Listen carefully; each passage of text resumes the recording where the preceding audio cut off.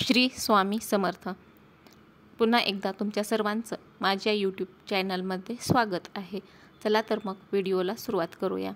आजच्या व्हिडिओमध्ये आपण नागपंचमी कधी आहे, भावाचा उपवास कशा पद्धतीने करायचा, त्याचबरोबर नागपंचमीची कथा काय आहे, पूजा कशी करायची, ही संपूर्ण माहिती आजच्या व्हिडिओमधून बघणार आहोत। तरी व्हिडिओ हा शेवटपर्यंत नक्की पहा आणि चॅनलवरती नवीन असाल तर चॅनलला नक्की सबस्क्राईब करा। तर ताईंनो, नागपंचमी ही 2025मध्ये 29 जुलैला आहे। या दिवशी सगळीकडे नागदेवताची पूजा केली जाते। उपवास करून, नवीन कपडे घालून, प्रार्थना करून हा सण सर्वत्र साजरा केला जातो। या दिवशी नागदेवतेची पूजा केली जाते, उपवास केला जातो, त्याचबरोबर नागदेवतेला प्रार्थना केली जाते, नैवेद्य दाखवला जातो। नागपंचमीच्या दिवशी सकाळी लवकर उठून स्नान करून घ्यायचं आहे, स्वच्छ कपडे परिधान करायचे। त्याच्यानंतर आपल्याला जवळच्याच एका शिवमंदिरामध्ये जाऊन विधीनुसार पूजा करून घ्यायची आहे आणि उपवास धरायचा आहे। त्याच्यानंतर तुमच्या घरामध्ये देवघर असेल तर त्या देवघरामध्ये तुम्हाला भगवान शिवशंकरांची पूजा करायची आहे।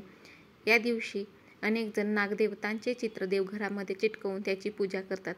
तर त्याच्यावेळी धूप, दीप, अगरबत्ती, फुले वाहून पूजा करतात। शिवाय कापसाची माळसुद्धा वरून नागदेवतेला घातली जाते, हळदी कुंकू वाहिले जाते, लाह्यांचा नैवेद्य दाखवला जातो।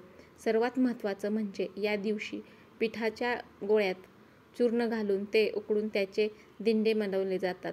हा नैवेद्य विशेष करून नागपंचमीला बनवला जातो। नागपंचमीचा सण हा सर्वत्र अगदी आनंदाने आणि उत्साहाने साजरा केला जातो। नागपंचमीचा सण हा 29 जुलै 2025ला आहे। तर भावाचा उपवास हा कधी धरायचा, तर भावाचा उपवास हा नागपंचमीच्या आदल्या दिवशी म्हणजेच 28 जुलै 2025ला धरायचा आहे। तर उपवास हा तुम्हाला फळं खाऊन, दूध वगैरे घेऊन, फलाहार घेऊन हा उपवास तुम्हाला करायचा आहे। काही जण निरंकारसुद्धा उपवास करतात आणि काही जण फलाहार घेऊन हा उपवास करतात। हा उपवास प्रत्येक बहीण ही आपल्या भावासाठी करत असते। हा उपवास नागपंचमीच्या आदल्या दिवशी सर्वत्र केला जातो। ज्या दिवशी उपवास केला आहे ज्या दिवशी भावाचा उपवास असतो त्या दिवशी केस विंचरले जात नाहीत। बहीण ही आपल्या भावासाठी हा उपवास करत असते। सर्व बायका या सणाच्या आदल्या दिवशी हातावरती मेहंदी काढतात। त्याच्यानंतर ज्या दिवशी भावाचा उपवास आहे त्या दिवशी सर्व ज्या काही बहिणी आहेत किंवा ज्यांनी उपवास धरला आहे त्या सर्व महिला ह्या वारुळाला जातात आणि वारुळाला जाऊन नागदेवतेची पूजा करतात। ज्यांना वारुळाला जाणं शक्य नाही त्यांनी घरामध्ये जरी नागदेवतेची पूजा केली तरी सुद्धा चालेल। घरामध्येच नागाचं चित्र काढून त्याची जरी पूजा केली तरी सुद्धा चालेल। ज्यांना कोणाला वारुळाला जाणं शक्य नाही होत त्यांनी आपल्या घरामध्येच नागदेवतेची पूजा केली तरी सुद्धा चालणार आहे। आपल्या हिंदू धर्मामध्ये नागपंचमी ह्या सणाला खूप जास्त महत्त्व आहे। श्रावण महिन्यामध्ये शुक्ल पक्षाच्या 5व्या दिवशी नागपंचमी साजरी केली जाते। काही ठिकाणी श्रावण महिन्यातील कृष्ण पक्षाच्या 5व्या दिवशी ही नागपंचमी साजरी केली जाते। या दिवशी लोक हे विधीनुसार नागदेवतांची पूजा करतात। हे केल्यामुळे खूप शुभ फळ मिळतं। नागपंचमीला नागदेवतेची पूजा केल्यामुळे आपल्या जीवनामधील दुःख आहेत त्या दुःखांपासून आपल्याला मुक्तता मिळते आणि आर्थिक अडचणी देखील दूर होतात। त्यामुळे त्यांची पूजा केल्यामुळे भगवान शिवशंकर हे प्रसन्न होतात, त्यांची विशेष कृपा ही आपल्यावरती होते। या दिवशी एक अतिशय शुभ संयोगसुद्धा घडत आहे, ज्याच्यामुळे नागपंचमी ही अधिक खास आहे। यावर्षी नागपंचमी ही कोणत्या दिवशी येत आहे, पूजा करण्याची पद्धत, शुभ मुहूर्त हे आता आपण बघणार आहे। यावर्षी नागपंचमीच्या दिवशी अत्यंत शुभ योग आहे, ज्याच्यामुळे हा दिवस खास आहे। कृष्ण पक्षाच्या पंचमी तिथीला साजरी होणारी नागपंचमी ही सौभाग्य योग आहे। त्याचवेळी शुक्ल पक्षाच्या 5व्या दिवशी साजरी होणाऱ्या नागपंचमीच्या दिवशी शिवयोग तयार होत आहे। त्याच्यामुळे नागदेवता आणि भगवान शिवशंकर यांची पूजा केल्यामुळे तुमच्या इच्छा ह्या नक्कीच पूर्ण होतील। ताईंनो, नागपंचमी हा श्रावण महिन्यातील शुक्ल पक्षाच्या 5व्या दिवशी साजरा केला जातो आणि नागपंचमी हा एक खूप जास्त महत्त्वाचा हिंदू सण आहे। या दिवशी नागांची पूजा करतात आणि नागांना दूधसुद्धा अर्पण करतात. नागपंचमी साजरी करण्याची परंपरा ही खूप दिवसापासून पंचमी तिथी 29 जुलै 2025 रोजी सकाळी 5:24 सुरू होणार आहे. पंचमी तिथी 29 जुलै 2025 रोजी दुपारी 12:46 संपणार आहे. म्हणूनच नागपंचमी ही 29 जुलैलाच साजरी केली जाणार आहे. ताईंनो, तुम्हाला या दिवशी सकाळी लवकर उठायचं आहे. सकाळी लवकर उठून तुम्हाला नित्याची सर्व कामे आवरून घ्यायची आहेत. स्नान करून घ्यायचं आहे. त्याच्यानंतर तुम्हाला नवीन कपडे हे घालायचे आहेत आणि मग तुम्हाला जवळच्या एखाद्या शिवमंदिरामध्ये जाऊन पूजा करायची आहे. त्याच्यानंतर तुम्ही घरामधील देवघरात शिवाची पूजा करायची आहे.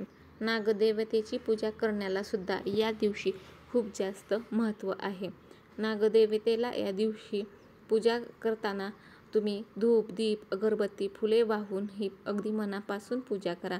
त्याच्यानंतर कापसाची माळसुद्धा घाला आणि हळद कुंकू वाहा. त्याचबरोबर त्यांना लाह्या, बत्ताशे यांचा प्रसाद हा दाखवा. सर्वात महत्त्वाचं म्हणजे या दिवशी पिठाच्या गोळ्यामध्ये चूर्ण घालून ते उकडून त्यांचे दिंडे बनवले जातात आणि तो नैवेद्य हा विशेष करून नागपंचमीला बनवतात. सर्वात अगोदर तुम्हाला जिथे पूजा मांडायची आहे ती जागा स्वच्छ करून घ्यायची आहे. त्याच्यानंतर एक पाट ठेवायचा, त्याच्यावरती लाल रंगाचा कापड टाकायचा. त्याच्यानंतर नागाची मूर्ती आहे, ती नागाची मूर्ती स्थापन करायची आहे. मूर्तीला दूध, हळद, फुलं आणि मिठाई अर्पण करायची. त्याच्यानंतर देवी आशीर्वादासाठी नागपंचमी मंत्राचा जप करायचा आहे आणि त्याच्यानंतर तुम्हाला धूप दीप लावून अगदी मनोभावे नागदेवतेची पूजा करायची आहे. ताईंनो, आपण बघूया की नागपंचमीची कथा काय आहे. तर एकेकाळी एका राज्यात एक शेतकरी राहत होता, ज्याला एक मुलगी आणि 2 मुले होती. एके दिवशी नांगर चालवताना सापाची पिल्लं ही चिरडली गेली आणि मेली. मुलाच्या हत्येचा बदला घेण्याच्या शोधात साप हा सुरुवातीला शोक करत राहिला आणि शेतकऱ्याला मारण्यासाठी गेला. त्या रात्री साप हा शेतकऱ्याला, त्याच्या पत्नीला आणि 2 मुलांना चावतो. पण जेव्हा तो येतो तेव्हा एका शेतकऱ्याच्या मुलीला चावतो. तेव्हा ती मुलगी दुधाची वाटी ठेवते आणि नागासमोर हात जोडून माफी मागते. त्याच्यामुळे शेतकऱ्याच्या मुलीने नागाला आनंद दिला आणि तिच्या आईवडिलांना आणि भावांना जिवंत केलं. तो दिवस हा श्रावण महिन्याचा शुक्ल पक्ष होता. तेव्हापासून दरवर्षी या दिवशी नागाची पूजा केली जाते आणि हा दिवस नागाच्या क्रोधाकडे दुर्लक्ष करण्यासाठी समर्पित केला जातो. म्हणूनच नागपंचमीची परंपरा सुरू झाली आहे. या दिवशी महिला ह्या झोका खेळतात, त्याचबरोबर वेगवेगळे खेळ खेळतात. नागपंचमीच्या दिवशी महिला ह्या नवीन साड्या घालून, हातावरती मेहंदी काढून, साज शृंगार करून वेगवेगळे खेळ खेळत असतात. नागदेवतेची पूजा करतात, त्याचबरोबर झोका खेळतात, त्याच्यानंतर वेगवेगळे खेळ खेळतात. अशा पद्धतीने अगदी आनंदाने आणि उत्साहाने नागपंचमी हा सण सर्वत्र साजरा केला जातो. तर या दिवशी तुम्हाला फक्त एक गोष्ट करायची नाही की तुम्ही नागपंचमीच्या दिवशी खोदकाम म्हणा किंवा बागकाम, कुठल्याही प्रकारचं खोदकाम करायचं नाही किंवा नांगर चालवायचा नाही शेतामध्ये. तर ह्या गोष्टी तुम्हाला टाळायच्या आहेत. त्याचबरोबर दुसऱ्याची निंदा करणं, दुसऱ्यांना कडवट बोलणं, ह्या गोष्टी तुम्हाला टाळायच्या आहेत. तर ताईंनो, व्हिडिओमधील माहिती ही थोडक्यात सांगण्याचा प्रयत्न केला आहे. जर का व्हिडिओ आवडला असेल व व्हिडिओमधील माहितीसुद्धा आवडली असेल तर नक्की लाईक, शेअर, सबस्क्राईब आणि कॉमेंट करायला विसरू नका.